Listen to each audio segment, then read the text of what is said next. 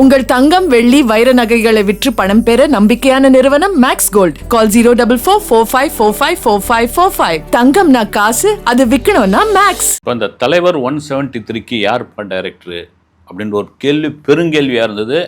Sundar C விலகி போன பிறகு சுந்தர் சி இந்த படத்துலேருந்து நான் விலகிறேன், இந்த ப்ராஜெக்டை பண்ண முடியாதுன்னு சொன்ன பிறகு சுந்தர் சியை போட்டு ஆளுக்கு போட்டு சாத்தாங்க. அதுக்கான காரணம் என்னென்னா, இயக்குனர் சிகரம் பாலச்சந்தர் சாருக்கு கிடைத்த ஒரு அற்புதமான ஒரு வாய்ப்பு ரஜினி கமல் அப்படின்ற 2 மாபெரும் சக்திகளை இயக்குன ஒரே டைரக்டர் அவர் தான். இப்போ 2 பேரும் சேர்ந்து நடிக்கலனா கூட கமல் தயாரிப்பில் ரஜினி நடிக்கிறார் அப்படின்ற போது அது எவ்வளோ பெரிய விஷயம். அது எதுக்கு சுந்தர் சி இப்படி ஒரு இடது கையில் அப்படி தள்ளிட்டு போகிற மாதிரி போயிட்டாரு. உண்மையிலே கதை சரியில்லையா, அல்லது சுந்தர் சிக்கும் ரஜினிக்குமான ஈகோவா, அல்லது சுந்தர் சி சொன்ன கதையை கமல் ரிஜெக்ட் பண்ணாரா, யாமரியன் பராபரமேன்ற மாதிரி எதுவுமே வெளியே வரல. ஒரே ஒரு லெட்டர் போட்டு அவர் போயிட்டார். அவர் பார்த்தீங்கன்னா அடுத்து மூக்குத்தியம்மன் 2 அதை முடிச்சுட்டு அடுத்து துபாயில் போய் அடுத்த படம் பண்ணுறதுக்கு ரெடியாகி போயிட்டார். இது ஒரு பக்கம் இருக்கும்பொழுது, சரி ரஜினிக்கு கதை கிடைக்கலையா, ரஜினிக்கு இயக்குனர் கிடைக்கலையா அப்படின்றது பெருங்கேள்வியாக இருந்தது. அஸ்வந்த் மாரிமுத்து படம் பண்ண அப்புறம் நாம கூட சொன்ன ஒரு 5 முறை மீட் பண்ணார், அதெல்லாம் கூட உண்மை. அதெல்லாம் தாண்டி இந்த பார்க்கிங் டைரக்டர் ராம்குமார் பாலகிருஷ்ணன் அவர் கண்டிப்பாக படம் பண்ண போகிறாருங்க. ஆச்சா போச்சா அவர் கதையெல்லாம் சொல்லிட்டாரு. அந்த பேப்பர்லாம் நிறைய கரெக்ஷன்லாம் போட்டிருக்காரு ரஜினி, அந்த அளவுக்குலாம் போய் சொன்னாங்க. அது கூட ஒரு பேச்சுவார்த்தையோடு முடிஞ்சு போச்சு அப்படின்னாங்க. இதுக்கிடையில் நிறைய கதையாசிரியர்கள்லாம் ராஜ்கமல்லேருந்து கதை கேட்டிருக்காங்க. அதுவும் நடந்திருக்குது. ஏன்னா பல பேர் சொன்ன விஷயம் நானே கூட சொல்லியிருந்தேன். இங்கே அவ்வளோ கதையாசிரியர்கள் இருக்காங்க, அவ்வளோ உதவி இயக்குனர்கள் இருக்காங்க, அவங்கக்கிட்ட கதை வாங்கி பண்ணுங்களேன். இதில் போய் என்ன இருக்குது, கதையாக இல்லை, கதைக்கா பஞ்சம் எங்கே? இன்றைக்கி மலையாள சினிமா ஓஹோன்னு இருக்கிறதுக்கான காரணம் கதை தான், கதையை நம்புகிறாங்க அப்படின்லாம் சொல்லி அப்படி கதையெல்லாம் கேட்டிருக்காங்க. ஆனால் கடைசியாக ஒரு வழியாக சிபி சக்கரவர்த்தி, டான் பட டைரக்டர் சிபி சக்கரவர்த்தின்னு அங்கே ஃபைனலாக முடிச்சாச்சு. இன்றைக்கி ஒரு அப்டேட்டும் கொடுத்துட்டாங்க, ஒரு போஸ்டரும் ரிலீஸ் பண்ணிட்டாங்க. ஒரு சின்ன ஒரு கிளிம்ஸ் மாதிரியான ஒரு கிராஃபிக்ஸில் பண்ண ஒரு வீடியோ அதையும் எடுத்து தெறிக்க விட்டுருக்காங்க. ஒரு 75 வயசு சூப்பர் ஸ்டார் ரஜினிகாந்த், அவருக்கு இருக்கிற மாஸ் வேற லெவல். தன்னுடைய நண்பர் கமலஹாசனுக்காக ஒரு படம் பண்ணி தரார் அப்படின்றது எவ்வளோ பெரிய ஒரு உச்சம், எவ்வளோ பெரிய உயரம். நான் இதை சொல்கிறதுக்கான காரணம் என்னென்னா, இந்த 80கள்லையும் 90கள்லையும் நீங்கள் எத்தனை பேருக்கு தெரியும் தெரியல, ரஜினி கமல் ஃபேன்ஸ் சண்டை இருக்குல்ல, இப்போ நாங்கள் சோஷியல் மீடியா சண்டை மிக பயங்கரமான ஒரு சண்டை. அதெல்லாம் சொல்லவே முடியாது. இப்போ தான் பேனர் கட்டுறது, இது டிஜிட்டல் இது வைக்கிறது, அதெல்லாம் தாண்டி அப்போ போய் செவுத்தில் இடம் பிடிக்கணும் படம் வரைகிறதுக்கு. அப்புறம் ஒரு ஸ்டார் போடுவாங்க, தோரணம் கட்டுவாங்க. ஸ்டார் பெரிய ஃபேமஸ். அந்த ஸ்டாருக்கு நடுவில் ரஜினி படமோ கமல் படமோ இருக்கும். அதுக்கு போய் இடம் பிடிக்கிறதுக்கு ஒரு சண்டை. இப்படி பயங்கரமான சண்டைகள்லாம் நடந்தது. ஒரு கிளாஷ் நடந்தது பல படங்கள் இருக்குது. ரஜினி கமலுக்கான படங்கள் பல படங்கள் உண்டு. அதெல்லாம் தாண்டி அது ஒரு உச்சத்தில் நடந்தது. ஆனால் அது ஒரு கீழ்த்தரமான ஒரு ஆபாசமான வசனங்களில் ஒரு மோசமான நிகழ்வுகளாக எதுவும் நடக்கலை. அதுதான் உண்மை. ஒரு ஃபேன்ஸாக சண்டை போட்டாங்க, தான் தலைவனை உயர்த்தி பேசுனாங்க. அதை தாண்டி ரஜினியும் கமலும் ஒரு நட்புள்ளவர்கள் அப்படின்னு 2 பேரும் சொல்லி வச்சு தானே பிரிஞ்சாங்க. நண்பா, நம்ம 2 பேரும் ஒன்றா சேர்ந்து நடித்தோம்னா ரெம்யூனரேஷன் பாதியாக போகுது, தனித்தனியாக போகும். உன் பலம் என்னன்னு தெரியும், என் பலம் என்னன்னு தெரியும். தனித்தனியாக போய் பண்ணுவோம், நல்ல ஒரு சம்பாத்தியம் பண்ணுவோம். 2 பேரும் பெரிய உச்சத்தில் வந்துட்டாங்க. இன்றைக்கி பார்த்தீங்கன்னா 70 வயது கடந்தாச்சு 2 பேருமே. ஆனால் அந்த சினிமாவுக்குள்ளே அவங்க ட்ராவல் பண்ணிகிட்டு இருக்காங்க. ஒரு பக்கம் பார்த்தீங்கன்னா ராஜ்கமல் ஃபிலிம்ஸில் அத்தனை படங்கள் பண்ணிக்கிட்டு இருக்காங்க. புது இயக்குனர்கிட்ட கதை கேட்டுக்கிட்டு இருக்காங்க. ரஜினியும் ஒரு பக்கம் ஆர்வமாக இருக்கார். மிக முக்கியமான ஒரு விஷயம் என்னென்னா, அந்த புது டைரக்டர்கள் கூட இளம் டைரக்டர்களோட பயணிக்கிறதுன்னு ஒன்று இருக்கு இல்லையா, அது ஈகோலாம் தூக்கி போட்டு அடுத்த கட்டத்துக்கு அப்டேட் ஆகிற ஒரு விஷயம் இல்லை, அது ரஜினிக்கான விஷயம் தாங்க. இந்த சண்டை சொன்னேன் இல்லைங்களா, ரஜினி கமல் சண்டை. அதுக்கப்புறம் விஜய் அஜித் சண்டை கூட பார்த்தீங்கன்னா உச்சத்தில் போச்சு. இன்றைக்கி விஜய் அரசியலுக்குள்ளே வந்துட்டார்னா தலை ரசிகண்டா, தளபதி தொண்டன்டா பேனர் வைக்கிற அளவுக்கு இன்றைக்கி அந்த ஒரு பக்குவ நிலைக்கு வந்துட்டாங்க. சொல்கிறதுக்கான காரணம் என்னென்னா, திடீர்னு விஜய்க்கும் சிவகார்த்திகனுக்கு இடையில் ஒரு சண்டை விட்டுக்கிட்டு இருக்காங்கல்ல. நாளைக்கு திடீர்னு விஜயே சிஎம் ஆயிடுறான்னு வச்சுங்க, சிவகார்த்திகன் ஒரு ஸ்டார் ஆயிடுறாரு. அடுத்து வரப்போகிற நாடாளுமன்ற எலெக்ஷனுக்கு, அடுத்து வரப்போகிற ஒரு சட்டமன்ற எலெக்ஷனுக்கு திடீர்னு ஒரு வாய்ஸ் கொடுக்குற லெவலில் சிவகார்த்திகன் வந்துட்டார்னா என்ன பண்ணுறது? இதுதாங்க சினிமா, இதுதான் சினிமா, இதில் மாற்றமே இல்லை. நீ 80களில் எதிரும் புதிருமாக எளியும் புனையுமாக இருந்த ரஜினியும் கமலும் 2026 இன்னைக்கு சேர்ந்து படம் பண்ணுறாங்க அப்படின்னா இதுதான் நட்பு. Right, okay. சிபி சக்கரவர்த்தி இதுக்குள்ளே எப்படி வந்தார் அப்படின்னு பல கதைகள் இவங்ககிட்ட கேட்டாங்க, அவங்ககிட்ட கேட்டாங்க. சிபி சக்கரவர்த்தி ரஜினியை மதிக்கலை, அவர் ரொம்ப திமிர்தனமாக நடந்துக்கிட்டாரு. அப்புறம் அவர் சொன்ன கதையெல்லாம் இதுவாக இருந்தது. அப்புறம் சிவகார்த்திகனுக்காக பண்ண கதையை தான் இப்போ ரஜினி கொடுத்துருக்காங்க. ஏன்னா சிவகார்த்திகன் ஒரு படம் பண்ணுறதா இருந்தது சிபி சக்கரவர்த்தி. அந்த படம் நிறுத்தி வச்சுருக்காங்க வந்து. அதே வேளையில் அந்த அந்த கால் ஷீட் தான் இப்போ அவர் வந்து கொடுத்துருக்காரு. சிபி சக்கரவர்த்தி பண்ண வேண்டியது இப்போ வந்து சிவகார்த்திகேயன் வந்து சத்யஜோதி ஃபிலிம்ஸில் வெங்கட் பிரபு டைரக்ஷனில் பண்ண போகிறாரு. அதுக்குள்ளே சிவகார்த்திகேயன் பண்ண வேண்டிய படத்துக்கு சிபி சக்கரவர்த்தி பண்ணாமல் போயிட்டார். அந்த ப்ரொடியூசர் கோவமாயிட்டார். கொடுக்குறியா இல்லையா காசை அப்படின்லாம் கேட்டார். வந்து சிவகார்த்திகேயன் வந்து உனக்கு கால் ஷீட் தர முடியுமா முடியாதான்ல, இது அது ஏறக்குறைய அப்படி ஓரம் கட்டி வச்சுட்டாங்க, பேசி முடிச்சாச்சு.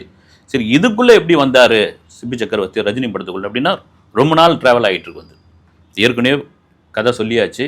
கதை சொல்லி அது வெயிட்டிங்கில் இருந்தது. வெயிட்டிங்லேருந்து ரஜினிக்கு என்னென்னா இருக்கட்டும் அப்படின்னு, ஒருவேளை அது என்ன கதைன்னு தெரியல. வந்து ஒரு பெரிய பட்ஜெட் கதையா அல்லது வேறு கதையை இப்போ மாற்றிருக்காங்களா என்ன. இந்த டிசைன் பார்க்கும்போது தலைவர் 173ன்ற டிசைன் பார்க்கும்போது இதை 4-5 கத்திரிக்கோள் இருக்குது, ஒரு துப்பாக்கியும் ஒரு புல்லட்டும் வெளியே வந்திருக்குது. அதை வச்சு நம்ம ஒன்றும் சொல்லிட முடியாது. ஒரு என்ன சொல்கிறது வந்து ஒரு இப்போ இருக்கிற ஒரு ஜானருடைய படமா அல்லது ஒரு கடந்த கால சம்பவத்தினுடைய கதையா, ஒரு முழுக்க ஒரு ஆக்ஷன் படமா, இல்லது இன்றைய இந்த 2K கிட்ஸ் ஜென்சி கிட்ஸ் கொண்டாடக்கூடிய ஒரு படமா, எதுவும் தெரியாது. வந்து இது ஒரு போஸ்டர் வச்சு எதுவும் முடிவு பண்ண முடியாது. அங்கேருந்து எந்த செய்தியை நம்மளால் வாங்கவும் முடியல. சார் இப்போ தான் சார் ஒரு அறிவிப்பு, இன்னும் போகட்டும் அப்படின்ற மாதிரி ஆயிடுச்சு. வந்து சரி, சிபி சக்கரவர்த்தி அந்த அளவுக்கு வந்து டானா அப்படின்ற ஒரு கேள்வி இருக்குது. ரஜினி 2வது படமே ரஜினி பண்ணுற அளவுக்கு நீ டான் ஒரு படம் எடுத்துட்டா அப்படின்னு கேட்டு உண்மையிலே திறமையானவர் தான். வந்து அது காரணம் என்னன்னா, அவர் சொந்த ஒரு அந்தியூர், நம்ம ராஜகுமாரம் ஊர் தாங்க. வந்து வீரப்பன் ஊருன்னு கூட சொல்லலாம், அந்தியூர். அதுக்கப்புறம் திருச்சியில் வந்து பண்ணாரியம்மன் ஒரு இன்ஜினியரிங் காலேஜில் சிவில் இன்ஜினியரிங் படிச்சிருக்காரு. வந்து படித்து முடிச்சுட்டு தான் வந்து அவருடைய ஒரு குறும்படம் தான் பல இடத்துல போய் சேர்த்துருக்கு. சாலையின் சகதியில் அப்படின்ற ஒரு குறும்படம் தான் சிபி சக்கரவர்த்தி இண்டஸ்ட்ரியில் யாருப்பா அந்த பையன் அப்படின்ற அளவுக்கு அசிஸ்டன்ட் டைரக்டராக இருக்கும்போது பேச வச்சிருக்குது. உங்களுக்கு பார்த்தீங்கன்னா மெர்சல் படத்தில் அசிஸ்டன்ட் டைரக்டராக ஒர்க் பண்ணிகிட்டு இருக்கும்போது விஜய் உட்காந்துட்டு இருக்கும்போதுனா அவர் தூரத்துலேருந்தே இவர் பார்த்துக்கிட்டே இருப்பாராம். பொதுவாக அந்த பெரிய ஹீரோக்கள்லாம் பார்த்தீங்கன்னா இந்த அசிஸ்டன்ட் டைரக்டர்லாம் ஒர்க் பண்ணுறத அவங்க கவனிப்பாங்க. துருன்னு இருக்கிறது யார், இவங்ககிட்ட ஒரு விஷயம் இருக்குதான்னு இந்த கண்டுபிடிக்கிறது. ஏன் அட்லியே சொல்லியிருந்தாரு, நான் ராஜாராணின்னு ஒரு படமே பண்ணல, நண்பன் படத்தில் ஒர்க் பண்ணிகிட்டு இருக்கும்போதே என்னை வந்து விஜய் சார் கூப்பிட்டு கதை இருந்தால் சொல்லு அப்படின்னாரு. அதுதாங்க அப்படி கண்டுபிடிக்க கொடுத்து பல பெரிய நடிகர்லாம் வந்து அஜித்லாம் வந்து எஜ்ஜே சூர்யா வந்து அப்படி பாண்டி பஜாரில் நின்றுட்டு இருக்கும்போது தான் வாங்க ஏறி உட்காருங்க காரில், சொல்லுங்கள் எனக்கு ஒரு கதை சொல்லுங்கன்னு சொன்னது தான் வாலின்னு ஒரு படம் உருவாச்சு. அதெல்லாம் கண்டுபிடிக்கிற ஒரு குணம் உண்டு. ஏன்னா அவ்வளோ பேர்கிட்ட ட்ராவல் ஆகிறாங்க இல்லைங்களா. அப்படி இந்த நபர் வந்து சிபி சக்கரவர்த்தி பார்த்துக்கிட்டு இருந்தால் விஜய் கவனிச்சிருக்காரு. ஒரு நாள் கூப்பிட்டுருக்காரு, என்னடா பார்த்துக்கிட்டே இருக்க, என்ன ஆனால் நான் ஒரு படம் ஷார்ட் ஃபிலிம் பண்ணியிருக்கிறேன், நீங்கள் பார்க்க முடியுமா அப்படின்னு. ஓகே அப்படின்னா, ஏன்னா பொதுவாக வந்து என்ன சொல்லுவாங்கன்னா, இந்த பெரிய ஹீரோக்கள் நடிக்கும் பொழுது அசிஸ்டன்ட் டைரக்டர் யாரும் போய் அவங்கக்கிட்ட எதுவும் சொல்லக்கூடாது, கதை சொல்லக்கூடாது, அப்புறம் அவங்கள போய் எதுவும் சான்ஸ் கேட்கக்கூடாது, அவங்கள போய் வம்பு பண்ணக்கூடாது. அவங்ககிட்ட வந்து எங்கள் தெரிஞ்சவங்க சொந்தக்காரங்க ஒரு 4-5 பேர் வந்துக்கிறாங்க, ஒரு ஃபோட்டோ ஒன்று கொடுக்க முடியுமா அப்படிலாம் கேட்கக்கூடாது. டைரக்டர் கட்டளை இட்டிருப்பாங்க. ஆனால் அட்லி ஃப்ரீயான ஒரு நபர் வந்து இதை சொன்னோடனே உங்கள் டைரக்டர்கிட்ட போய் கேட்கணும் அப்படின்னு அட்லி கிட்ட சொல்லியிருக்காப்புல. வந்து ஓகேடா போட்டு காமிடா சார் பார்க்குறான்னு சொன்னார். ஓகே அப்படின்னு.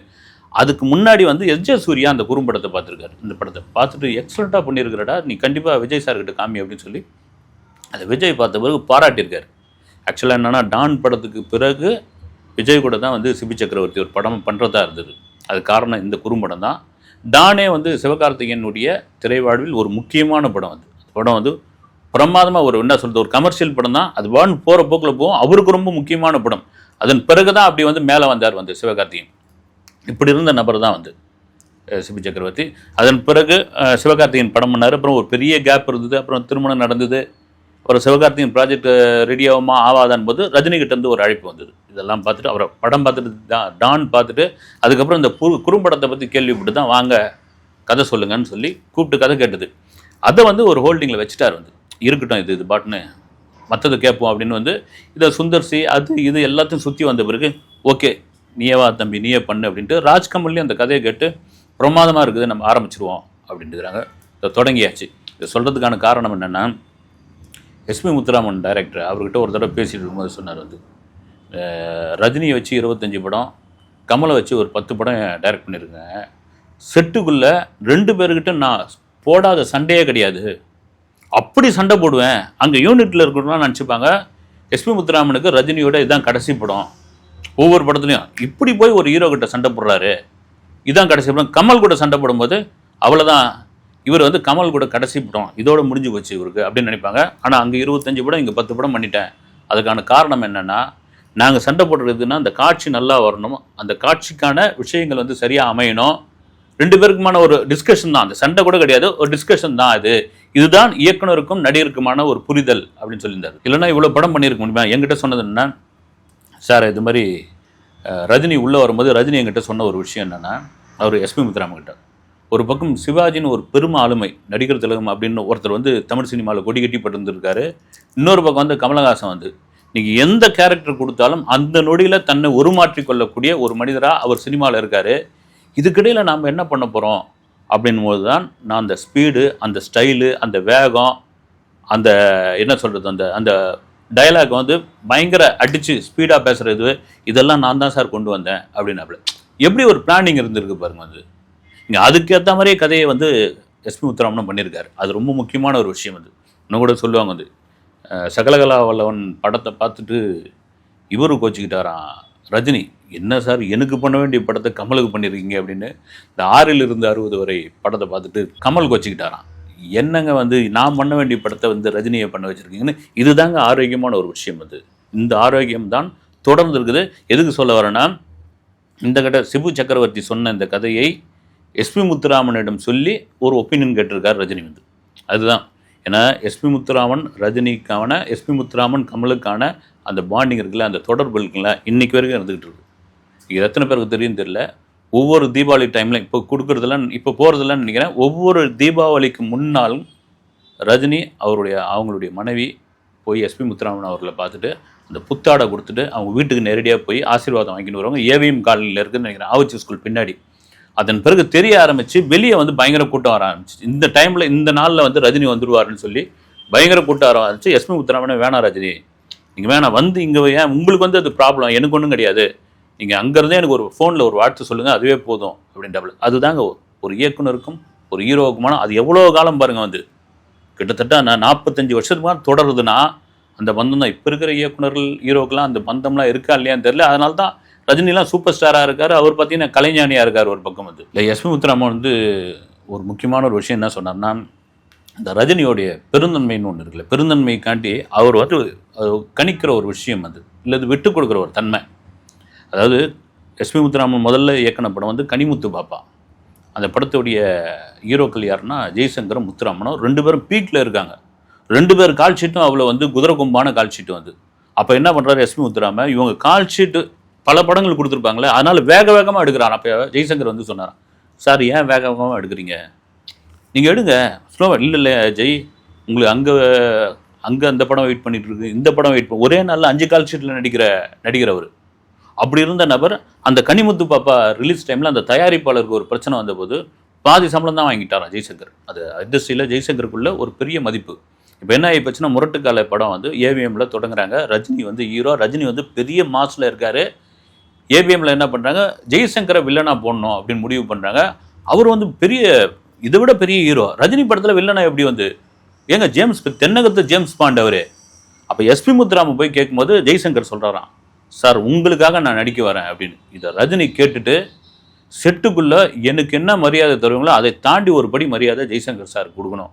அதே போல் போஸ்டரில் வந்து 2 பேருக்கும் ஈக்குவலாக அந்த ஸ்டில்லு போடணும். நீங்கள் முரட்டுக்காலில் போய் பாருங்கள், 2 பேருக்கும் ஈவனாக இருக்கும் அது.